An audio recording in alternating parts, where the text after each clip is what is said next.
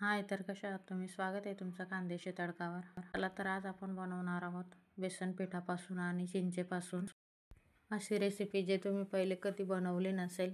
एकदम चटपटी. आणि आता उन्हाळा लागलेला आहे.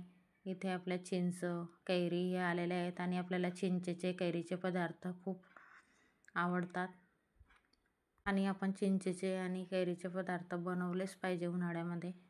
चला तर मग आपण इथे हे चिंचेची साल काढून घेतलेली आहे. आता हे चिंचेची साल आपण काढून घेतल्यानंतर आपल्याला हे चिंच पाण्यामध्ये भिजत घालायची आहे. कमीत कमी 10-15 मिनटाकरता आपल्याला हे चिंच पाण्यामध्ये ठेवायची आहे. 10-15 मिनटं झाल्यानंतर आपण बघू शकता हे चिंचेचं पूर्ण पाणी असं झालेलं आहे. आता आपण इथे 1 वाटी बेसन घेतलेलं आहे. ते बेसन आपल्याला एका बाउलमध्ये काढून घ्यायचं आहे आणि आपल्याला जे चिंचेचं पाणी होतं ते चिंचेचं पाणी आपल्याला याच्यावरती गाळून घ्यायचं आहे.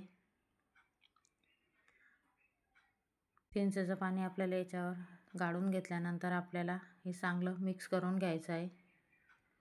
आपल्याला या बेसनामध्ये एक गाठसुद्धा राहू द्यायची नाही आहे आणि आपल्याला याच्यामध्ये थोडं अजून पाणी घालून चांगलं मिक्स करून घ्यायचं आहे. पूर्ण एकजीव करून घ्यायचं आहे या बेसन पिठाला.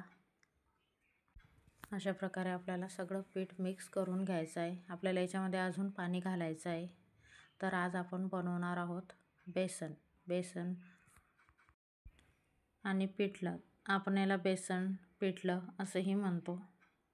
चला तर आपलं सगळं मिक्स करून झालेलं आहे. इथे मिक्स करून झाल्यानंतर आपल्याला त्यासाठी जे लागणार आहे आपल्याला लसूण, मिरची, कांदा हे सगळं मी इथे अगोदरच चिरून ठेवलेलं आहे. आता आपलं हे पीठसुद्धा मिक्स करून झालेलं आहे.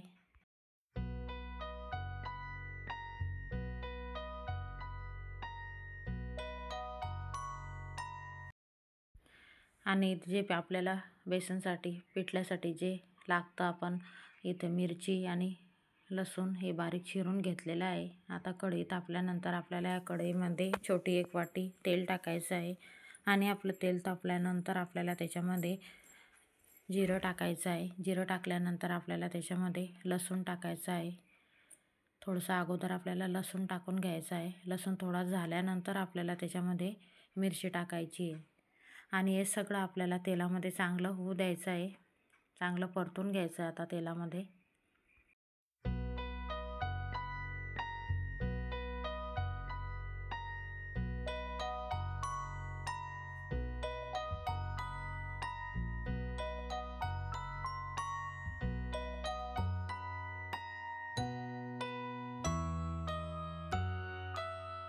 सगळं तेलामध्ये झाल्यानंतर आपल्याला याच्यामध्ये थोडी हळद टाकायची आहे आणि हे सगळं तेलामध्ये झाल्यानंतर आपल्याला याच्यामध्ये जे बेसन पीठ आपण तयार केलेलं होतं चिंचेचं आणि याचं ते आपल्याला याच्यामध्ये टाकून घ्यायचं आहे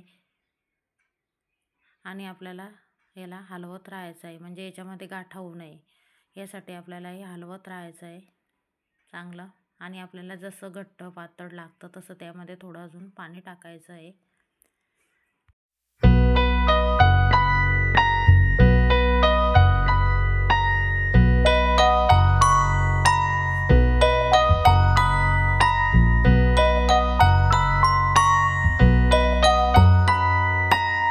आणि चांगलं हलवत राहायचं आहे.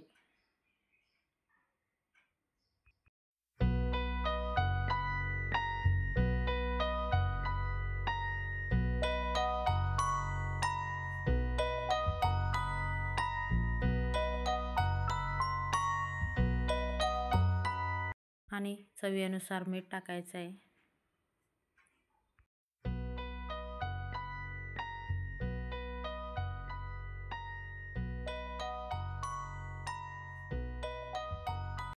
आणि परत आपल्याला हे हलवत राहायचं आहे. म्हणजे असं करत आपल्याला हे 5-6 मिनटाकरता गॅसवरती हलवत राहायचं आहे. आणि हे सगळं मिक्स झाल्यानंतर आपल्याला 5-6 मिनटं आपण हलवत झाल्यानंतर आपल्याला याला झाकण ठेवून परत 2-3 मिनटाकरता चांगलं गॅसवरती वाफेवर होऊ द्यायचं आहे.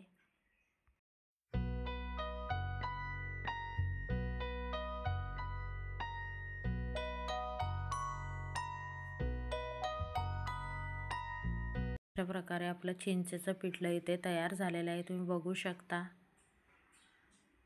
आणि खायला एकदम चविष्ट आणि चिंचेची फ्लेवर आणि एकदम मस्त लागतं हे चिंचेचं पिठलं. तुम्ही एकदा नक्की बनवून बघा.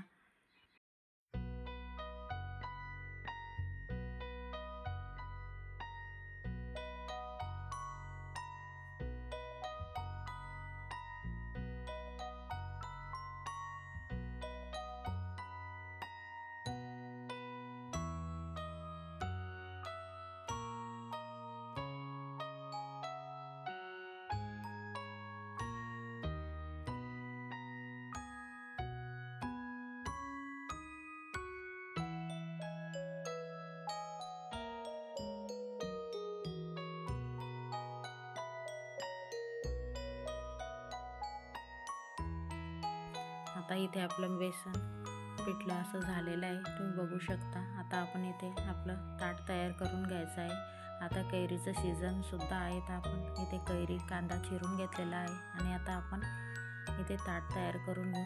आपण जर तुम्हाला व्हिडिओ आवडला असेल तर प्लीज लाईक, शेअर आणि सबस्क्राईब करा.